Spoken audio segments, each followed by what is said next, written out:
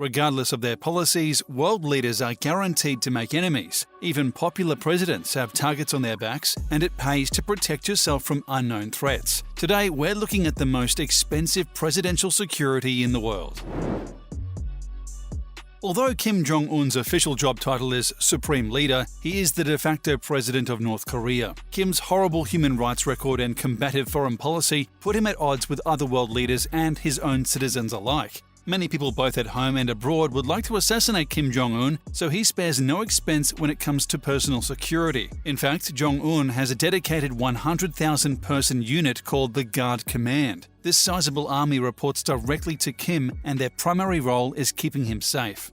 The very best of the Guard Command follow Kim on international missions. For example, the Guards made headlines for jogging alongside Kim's limo during a diplomatic visit to Singapore. This group of muscular and heavily armed men are all dressed in suits and matching earpieces. And there is one bizarre detail about this group. Due to Kim's insecurity, none of them can be taller than pint-sized Kim, who is about 5 feet 5 inches. The elite guard serves both as security and a tool for propaganda. They give the impression of a mighty military, despite North Korea being one of the most impoverished places on Earth. Among the Guard Command, there are numerous subdivisions. One of them is the Rapid Response Force, which is comprised of 2,000 soldiers in armoured vehicles with heavy weaponry. They patrol Pyongyang, North Korea's capital, with the sole purpose of preventing a coup at a moment's notice. And Kim Jong-un is justified in packing his security with thousands of heavily armed soldiers. In 2013, the North Korean government stated that the CIA of the United States and the South Korean National Intelligence Service hired a North Korean lumberjack who worked in Russia to assassinate Kim Jong-un with a biochemical weapon that was both radioactive and nanopoisonous, and whose effect would have been delayed by a few months.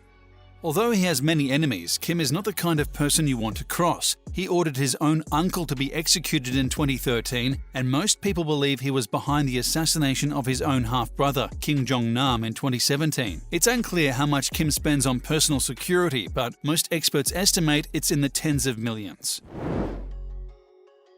Although he isn't quite as reviled as Kim Jong-un, Xi Jinping is also an extremely divisive world leader. The Korea politician has served as China's president since 2013. Many people consider Jinping to be a dictator, and as he flouts human rights and international agreements, he earns detractors from around the world.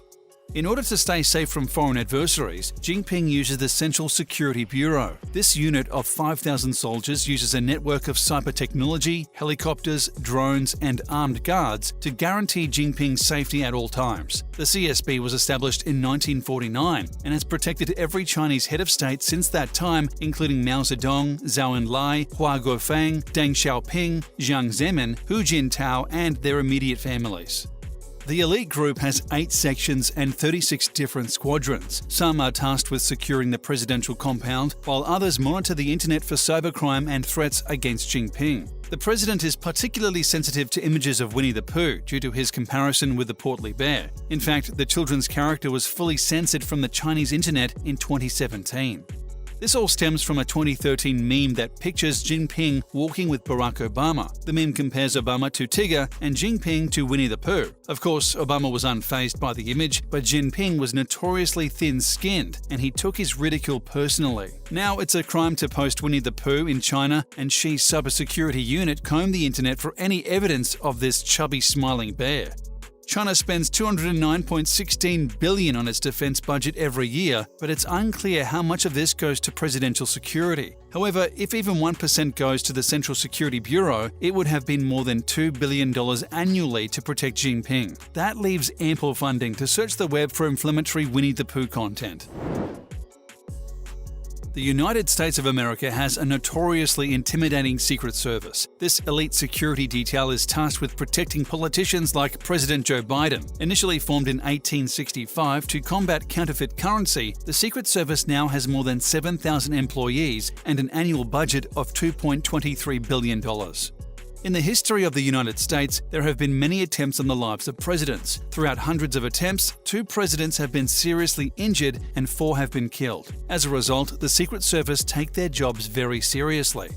After his inauguration, President Joe Biden chose David Cho to head his security detail. The Korean-American is known for his perfectionism and attention to detail. Although there have been no prominent assassination attempts on Biden, many people believe it's only a matter of time. Biden's predecessors, Trump, Obama, Bush, and Clinton, all had numerous failed assassination attempts. Before Biden took office, Donald Trump stoked controversy by charging taxpayers millions of dollars to protect him and his family on repeated leisure trips. The Post reports that from 2017 to 2019, Trump family members took more than 4,500 trips, requiring the Secret Service to travel alongside them, at a cost of tens of millions of taxpayer dollars. The Secret Service alone spent roughly $1.3 million for each visit during Trump's first 4 trips to Mar-a-Lago in 2017. And for just 1 month in 2017, Trump's travel costs totaled $13.6 million, including expenditures by the Secret Service, the Department of Defense, and the cost of renting space and equipment, the Post notes, adding that Trump had made 22 more trips to Mar-a-Lago since then at a cost of an additional $28 million if the Secret Service's cost remained constant. Since taking office, Biden has taken a relaxed position with his security detail, whom he calls wonderful. But Biden mentioned in an interview that he asked Secret Service to avoid his bedroom before breakfast because he likes to start his day in nothing but a bathrobe.